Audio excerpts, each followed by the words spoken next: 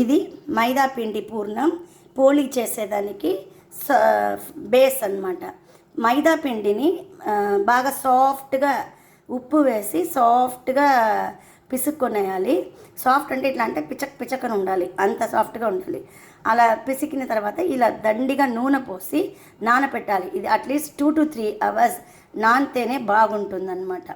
ఇది పిసికేసాను. ఇప్పుడు నానబెడదాం కాసేపు. పూర్ణం రెడీ చేసుకోవాలి. పూర్ణం కందిపప్పుతో చేస్తానన్నమాట. దానికి ఇలా పెద్ద పాత్రలో దండిగా నీళ్లు పోయండి, కొలత ఏం లేదు. దండిగా నీళ్ళు పోసేసి దాంట్లో పసుపు పొడి నూనె వేసుకోవాలన్నమాట. ఇది బాయిల్ అయ్యే వరకు వదులుదాం. అది బాయిల్ అయ్యే లోపల కందిపప్పుని బాగా 2-3 times కడిగేసి ఇలా కాసేపు 5 minutes నానేసాక ఆ నీళ్ళు మసిలిన తర్వాత ఇందులో ఉన్న నీళ్ళన్నీ ఎత్తేసి దాంట్లో పోసుకోవాలన్నమాట. ఇప్పుడు చూడండి బాయిల్ అవుతుంది. నేను ఈ కందిపప్పుని ఇందులో వేస్తున్నాను. వేసేసి దీన్ని అప్పుడప్పుడు ఇలా కలపెడుతూ ఉండాలండి, లేకపోతే కింద కూర్చునేస్తుంది. ఇది మెయిన్గా ఇది ఉడికిచ్చే దాంట్లోనే మన పోళీ చేసే ఈజీనెస్ టేస్ట్ వస్తుందన్నమాట.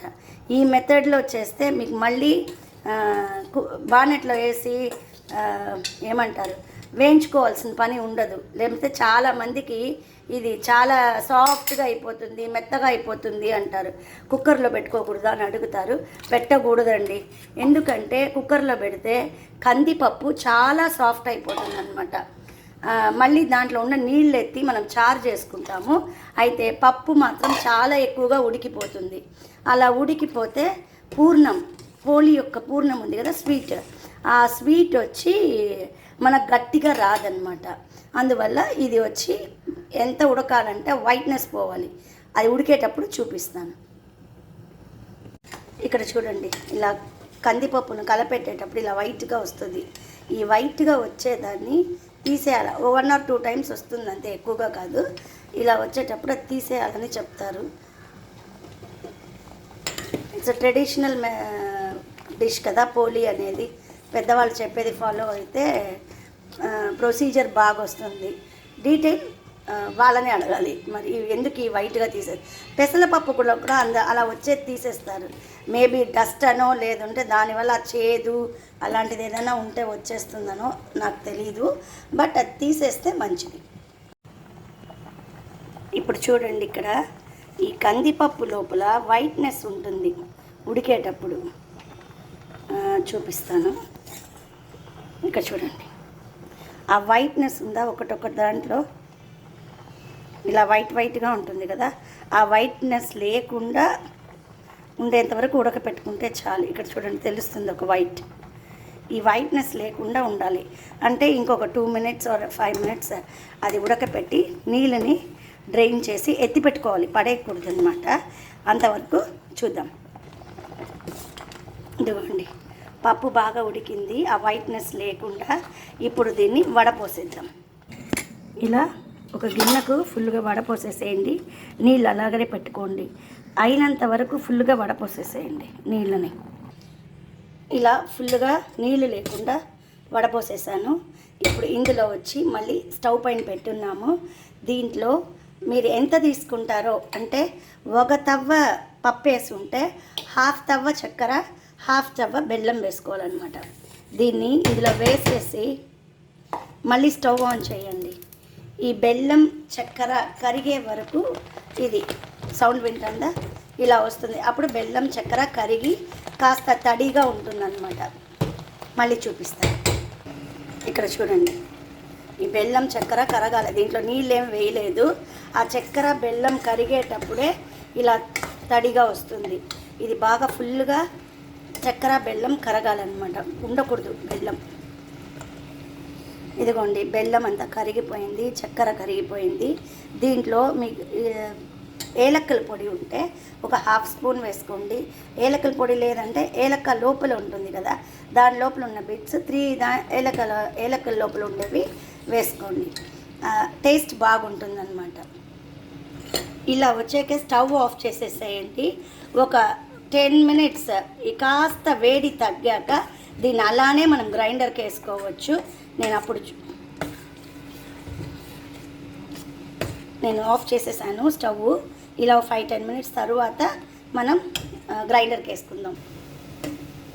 ఇదిగోండి ఒక 10 మినిట్స్ అయింది. ఇప్పుడు దీన్ని గ్రైండర్కి వేసుకుందాము. గ్రైండర్ని ఇలా బాగా కడిగేసి అలాగనే దీంట్లో పోసేసుకోవచ్చు. వేడిగా ఉంది కానీ చూడండి బాగా గట్టిగా ఉంది. ఇంకా 2 మినిట్స్లో తీసేయచ్చు అనమాట. దీంట్లో నీళ్ళు ఏం వేయలేదు. ఇది తీసేసి బాగా చల్లారినాక పోలీలు చేసుకుందాం. ఇదిగోండి ఇది మనం పూర్ణం అన్నమాట, రుబ్బి తీసిన పూర్ణం. ఇది ఇలా ఉంటుంది. దీని తర్వాత ఇది వచ్చి గ్రైండర్ని కడిగి తీసానమాట, అందులో వేస్ట్ అవ్వకూడదు అనేసి.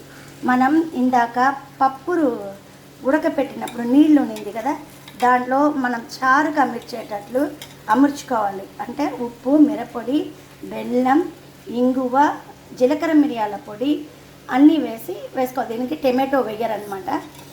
ఈ చారు లోపల ఈ మనం కడిగి తీసిన నీళ్ళు ఉన్నాయి కదా అవి పోసుకోవాలి. ప్లస్ ఇంకా కొద్దిగా ఈ పూర్ణం చూసారా ఎంత సాఫ్ట్గా ఉందో.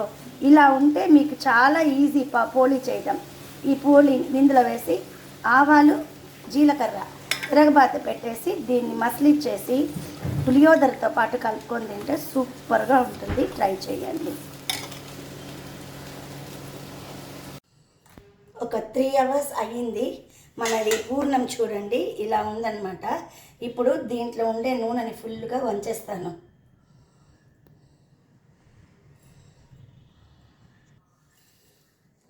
పూర్ణంలో నూనె ఫుల్ వంచేసాను.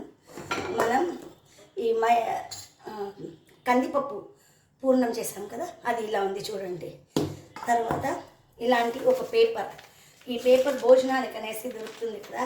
యాక్చువల్గా పోలీలు చేయటానికి అనేసి వేరే ఒక పేపర్ కూడా దొరుకుతుంది అనమాట.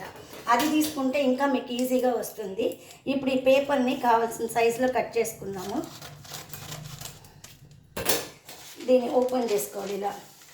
ఇప్పుడు ఇక్కడ పోలీ చేస్తామన్నమాట. అంతలోపల స్టవ్ని సిమ్లో పెట్టుకోండి. అది కొద్దిగా వేడెక్కాలి.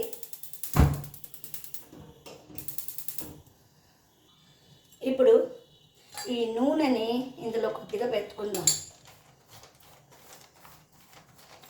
అప్లై చేసి పూర్ణం ఉంది కదా చూడండి, ఇంత తీసుకుంటే చాలు. ఈ ముద్ద దీన్ని ఇక్కడ పెట్టి ఇలా కాస్త స్ప్రెడ్ చేసుకోవాలి. మధ్యలో కాస్త తిక్కుగా ఉండాలి, చుట్టూ కాస్త పచ్చనగా ఉండాలి.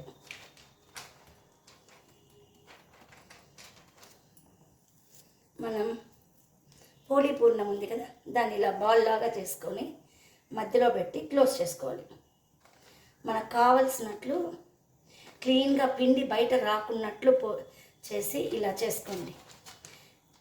అన్ని పక్కల కవర్ అయిందని చూసుకోండి.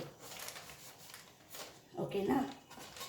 ఇప్పుడు ఇలా చేత్తోనే పలచనగా తట్టేను ఓకే. లర్నర్స్ కదా, ఇలా చేయటం అనేది కాస్త కష్టంగా ఉంటుంది. అందువల్ల ఈ చపాతీ కొయ్య ఉంది కదా దానికి బాగా నూనె పోసేసి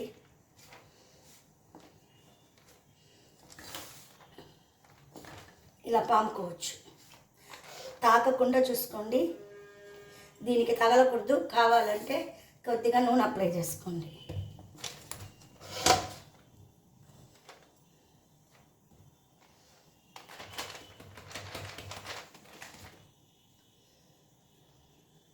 ఎక్కడ లావు లేకుండా చూసుకోండి. ఈ పప్పుని ఉడకపెట్టే మెథడ్లోనే మనకి పోలీ యొక్క టేస్ట్ కానీ నిలువుడ కానీ ఉంటుంది. మీరు ఈ మెథడ్లో చేసినారంటే పోలీ తప్పకుండా 3 డేస్ చెడిపోకుండా ఉంటుందండి. ఫ్రిడ్జ్లో పెట్టినారంటే 15 రోజులైనా ఏం కాదనమాట. ఇప్పుడు ఇక్కడ ఉంది కదా దీన్ని బాగా ఎందుకన్నా వేడి ఎక్కువగా ఉంటుందేమో అని కాస్త తుడిచేసి దీనిపైన ఇది వేసుకోవాలి. మనం పోలీ వేసుకుందాం.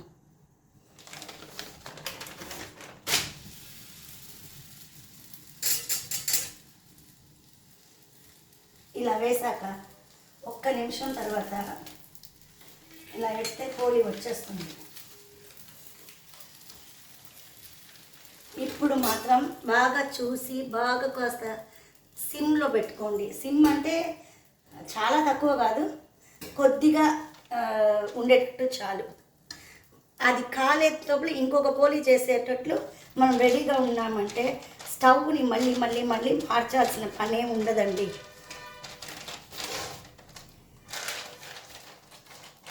మీరు ఈ కందిపప్పు పూర్ణంని బాల్స్ లాగా చేసేసి రెడీగా కూడా పెట్టుకోవచ్చు.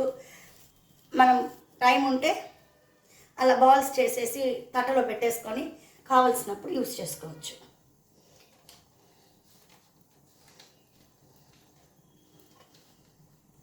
ఇలా బాగా క్లోజ్ అవ్వాలి, ఎక్కడ బ్లాక్ పూర్ణం తెలవకూడదు అనమాట కందిపప్పు పూర్ణం.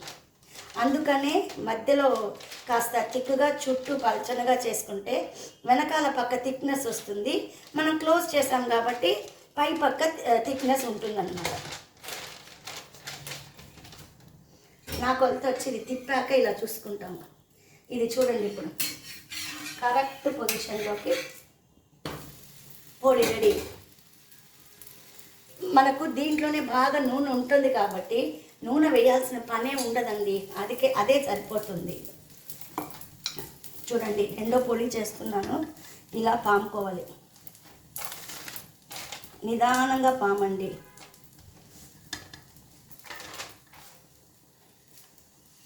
దీనికి అరటాకు ఉంటే కూడా బాగానే ఉంటుందండి. అరటాకు ఉంటే ఒక అరటాకులో మన ఈ పోలిని ఎత్తేసి ఒక 2 minutes తర్వాత దాన్ని మడత పెడితే పోళీలు సాఫ్ట్గానే ఉంటాయి. ఇప్పుడు కూడా ఏమీ అది గట్టిగా అవుతుందని చెప్పలేదు. ఓల్డెస్ట్ మెథడ్ అరటాకులో చేయటం అనేది, దాంట్లో మడిచి పెట్టడం అనేది అలా చేస్తూ ఉంటారనమాట. మీకు ఇది ఎంత పలచనగా మీ వల్ల చేసేకవుతుందో అంత పలచనగా చేసుకోవచ్చు. ఈ పామే దాంట్లో చేసినామంటే చేతితో చేసేటప్పుడు కాస్త థిక్గానే ఉంటుంది. అందరూ అంటారు కదా, పోలీస్ చాలా పలచనగా వచ్చింది, వాళ్ళ ఇంట్లో ఎలా వచ్చిందో ఎలా చేశారో అని. దిస్ ఈజ్ ద టెక్నిక్ అండి. మైదా పిండి ఎంత వదులుగా కలిపి నూనె పోస్తామో అంత బాగా వస్తుందన్నమాట పోలీలు అన్నమాట.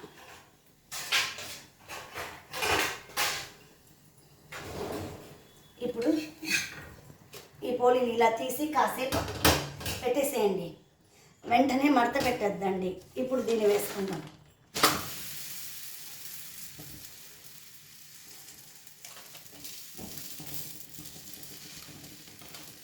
పోలి చేసేటప్పుడు మాత్రం ఆకు పైన ప్రతిసారి నూనెను చరుముకోండి. అది చరుముకుంటే లాగకుండా బాగా వస్తుంది అన్నమాట, ఇక్కడ అతుక్కోకుండా ఉంటుంది. చూడండి,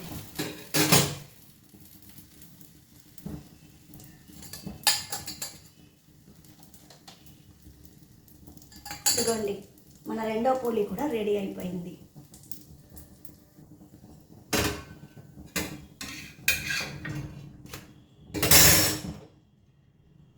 ఇదిగోండి, మన పోలి రెడీ. ఇదిగోండి, మన పోలి రెడీ. ఈరోజు పోలి పులుసన్న మన ఈ పోలి పూర్ణంతో చేసిన చారు అన్నమాట. ఈ కాంబినేషన్ తిని చూడండి, ఎలా ఉందో మాకు చెప్పండి. మీ కమెంట్స్ మాకు చాలా ఇంపార్టెంట్. అండ్ నచ్చితే తప్పకుండా షేర్ చేయండి. Thanks for watching Vidya's gallery.